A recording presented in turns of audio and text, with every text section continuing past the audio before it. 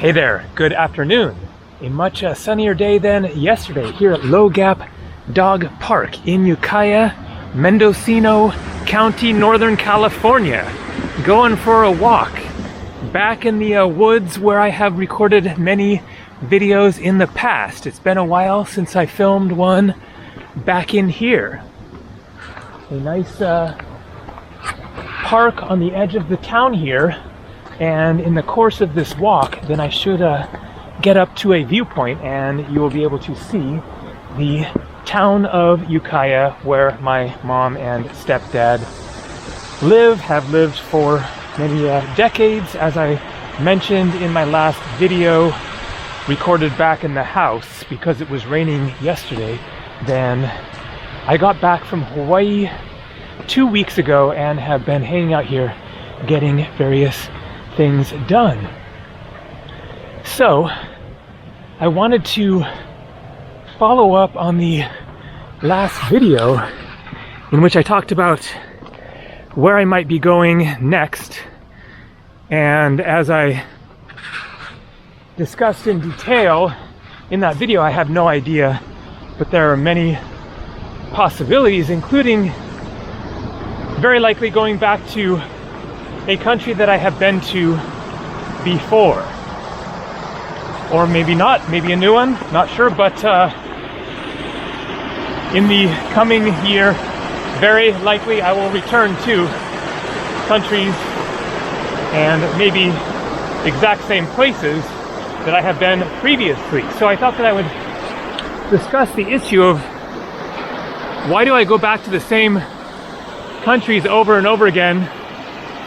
Why don't I branch out more, do more exploring of totally unfamiliar places, get deeper into Africa, see more of Australia, go to New Zealand, Brazil, Mongolia, Antarctica, Greenland, more of South America, South Pacific Islands, etc., etc., etc. So let's go through a few fun facts about my travels.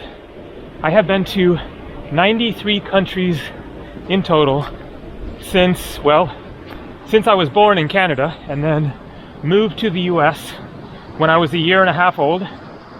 And then my first international solo backpacking adventure was right after I turned 18 back in the summer of 1990 to Europe. And so 93 countries in 34 years of international traveling. On this last trip, 8 months straight of traveling, starting last May, returning to the US a few weeks ago, then I visited 22 countries, 6 of which were new countries that I hadn't been to before. I have spent altogether 9.5 years of my life traveling internationally. That does not include my time working in Canada or traveling in Canada at all. I don't count Canada as international because for me in particular it is not international, because I am a Canadian citizen born in Vancouver. My parents are native Californians from Los Angeles, but moved to Canada for a couple of years. My dad had a job offer there and then moved back to Southern California when I was a kid, and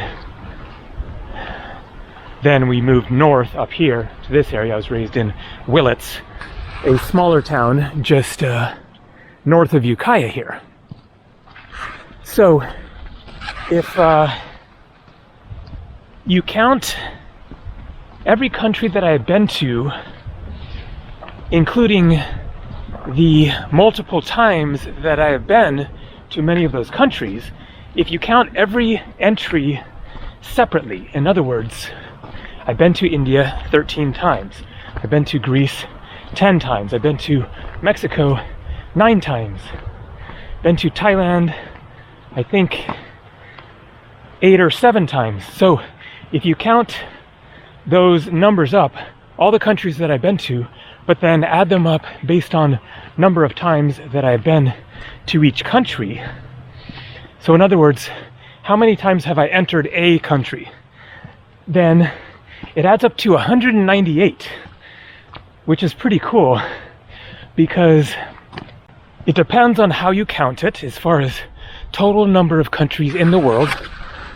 Disc golf course. I am a disc golf player, and this course here is where I first learned back in the 90s.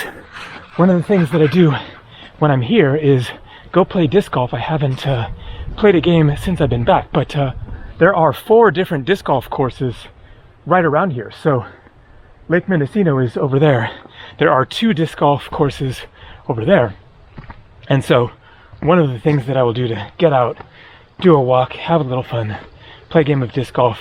It's free. You just got to buy the discs.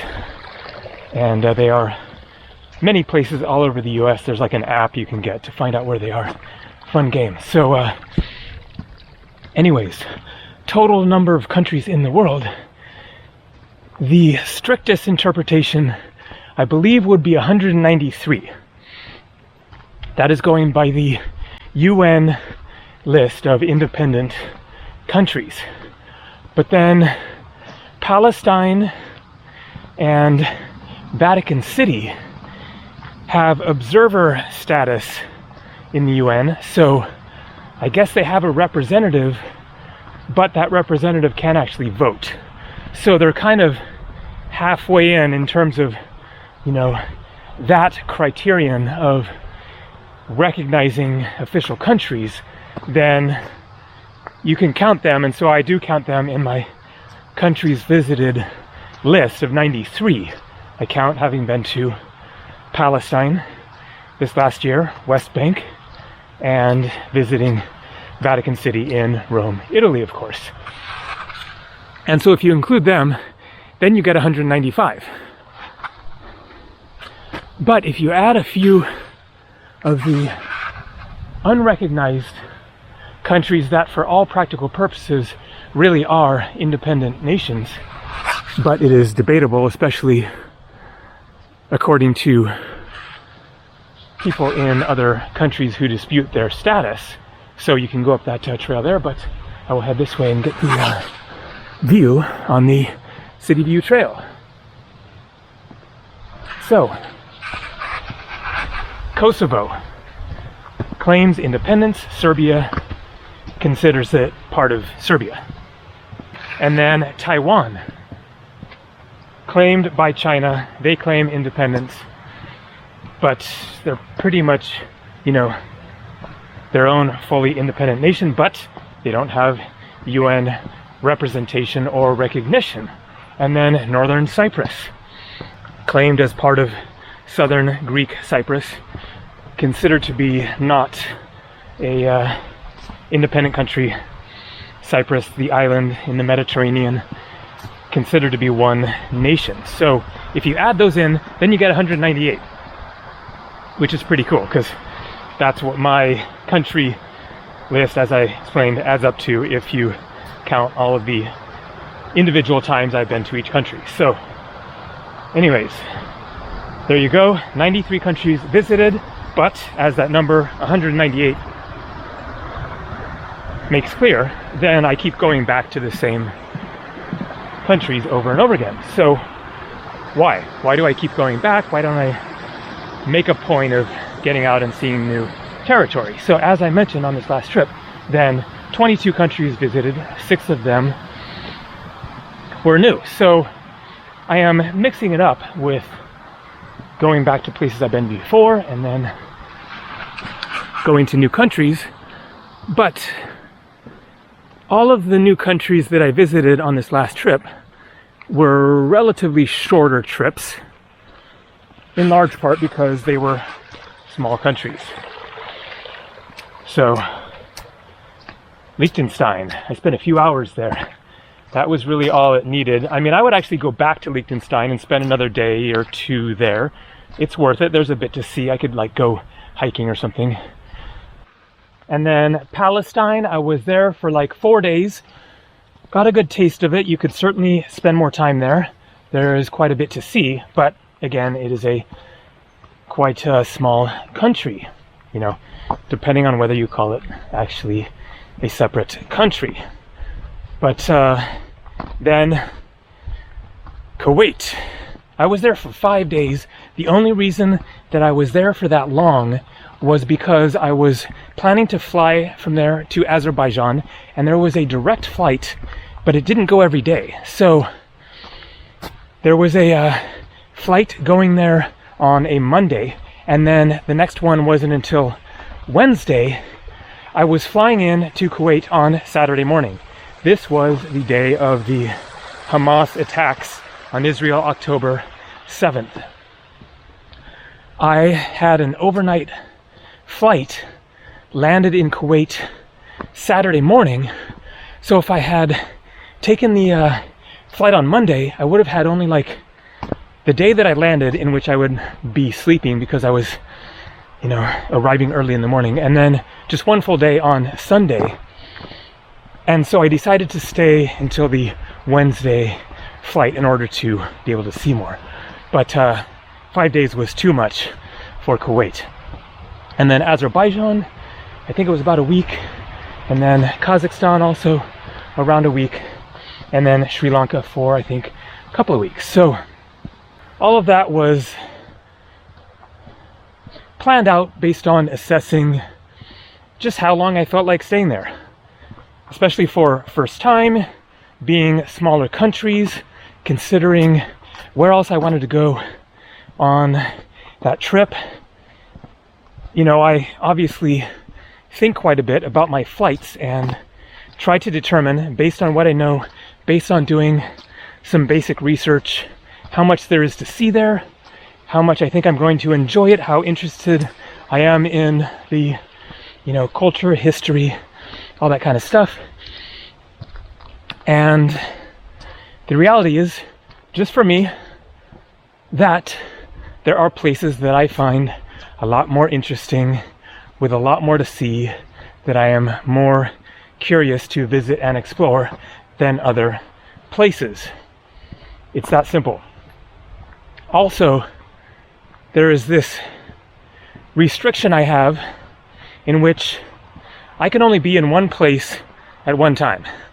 And so that is a factor, just because, you know, there are lots of places I would still love to see, get into more of Africa, you know, really want to go to Mongolia. Skipped it on that trip just because of, you know, time of the year and my general trajectory, and you know, kind of wanting to wrap that trip up without getting pulled into too many places and it going on forever without ever coming back and finally getting a break from the traveling. So I skipped over places I was curious to see, just because if I stopped everywhere, I was never going to get back home. I never expected that particular trip to be 8 months long to begin with. But one factor is simply that the more I go to certain places, the more I learn about them and want to go back and see these new places. India is just jam-packed with sights to see. Compare it to Nepal, for example, and not a like which one is better comparison, but Nepal is without a doubt one of my favorite countries. The Himalayas, if I had to choose like one region that is like the most all-time ultimate epic place to see in the world, well, Cappadocia, Turkey is up there.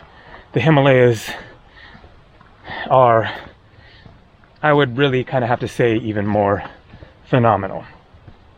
But Nepal in general actually has a very limited number of different places to see. You could spend as much time as you want exploring the Himalayas, but you know, you get in a trek or two or three and will probably want to move on. Beyond the Himalayas, Kathmandu, Pokhara, and that is kind of it as far as, you know, the absolute must-see places. There's also Lumbini. I've been there. I was there for like half a day, and that was enough. It's a quick stop. There is the Chitwan National Park. Haven't been there. That is, I'm sure, worth visiting. But when you compare it to India, obviously there's the size difference, but also India is just so jam-packed with places to see that you don't hear about most of them on your first visit or first few visits, as I showed in this last series. Went back to India, was there for 6 weeks, posted 52 videos of India, including going to many new places, and also places I had been to before that I was curious to revisit and also make, new, better videos there. But India is just so chock full of places to visit. You could spend a lifetime there, and the variety of different things, places, cultures, landscapes, everything is just so vast. And so it just keeps drawing me back again and again. And then factor in the fact that it's so inexpensive, and so it's a good place just to travel in general and be able to travel longer, spend less money. Greece also, despite being a small country, without naming names, let's just say that there are various countries nearby that are similar size, or maybe a little bit smaller or whatever, but having been to all of those countries near Greece, there's just no comparison, in my opinion, as far as number of different places to see and explore. Again, like India, it is just jam-packed.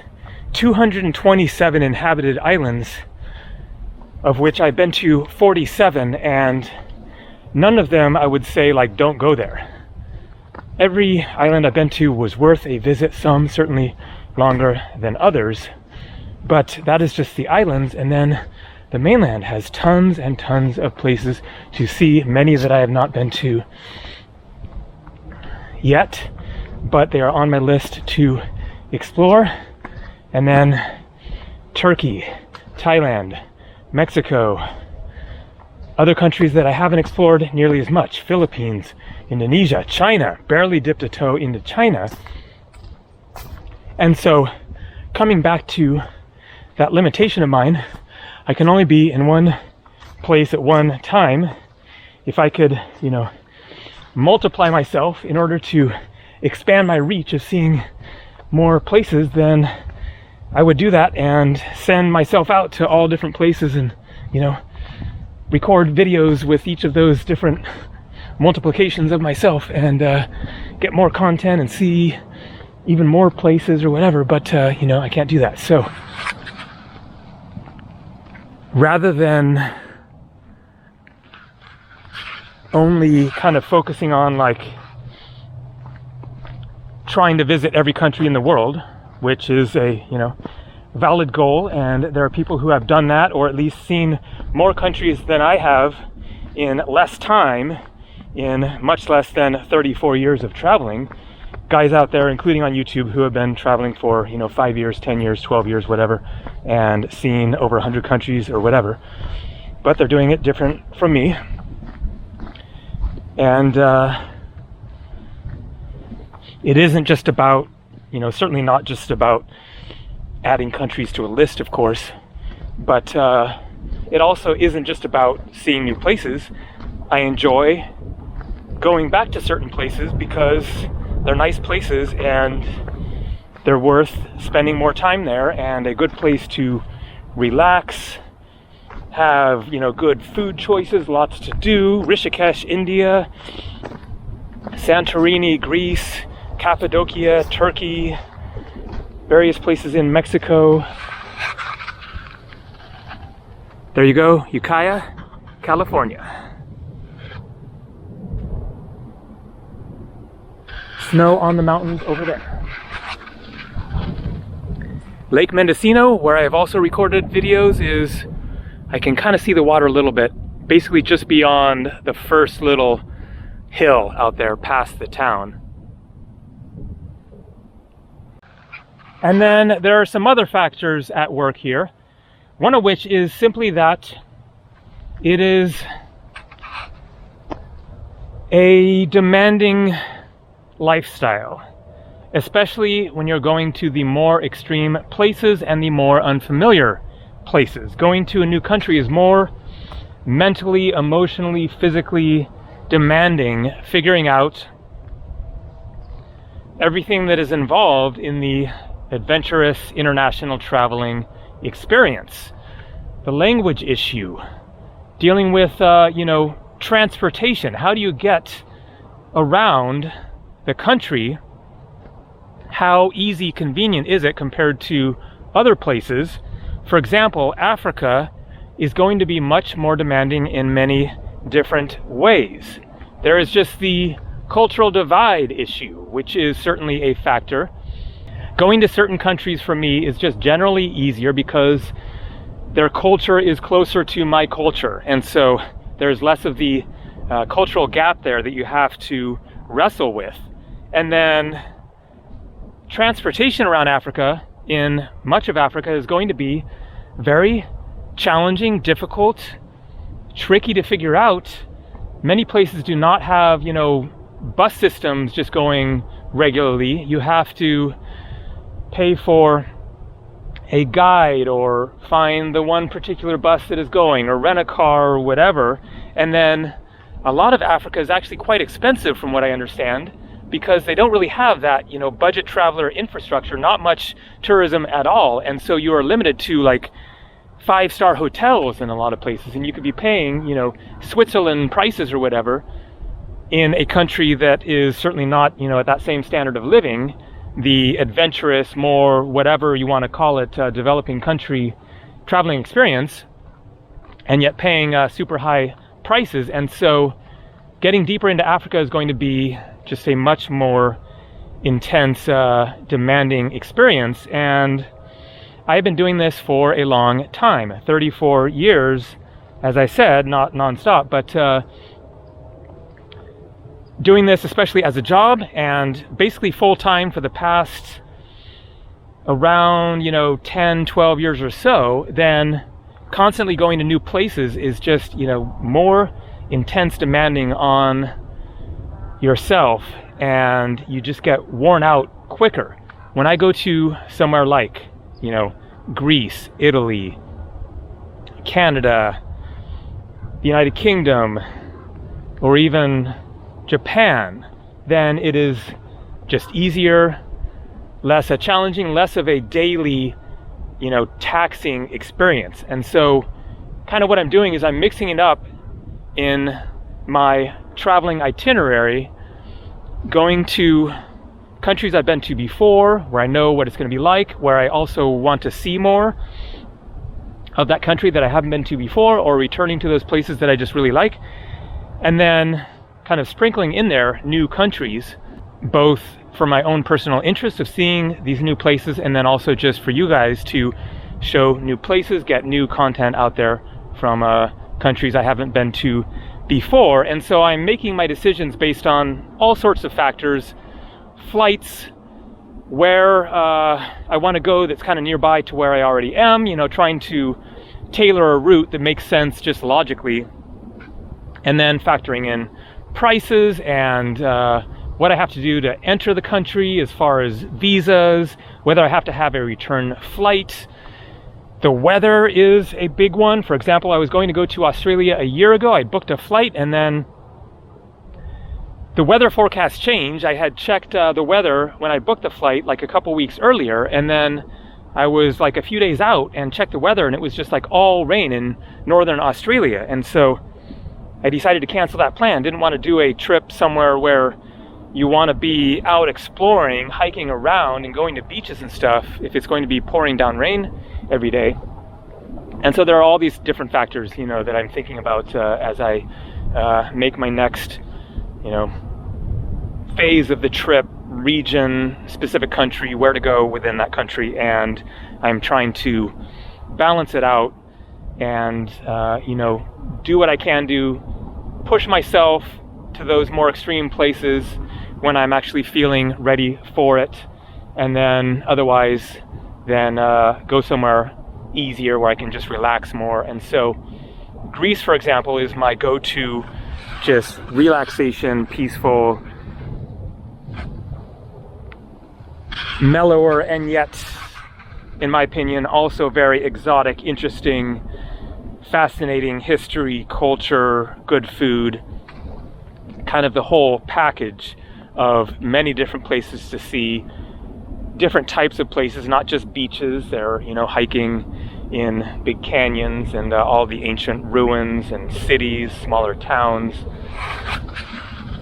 And I just kind of vibe with the atmosphere. That is ultimately the reason why Greece is my favorite country.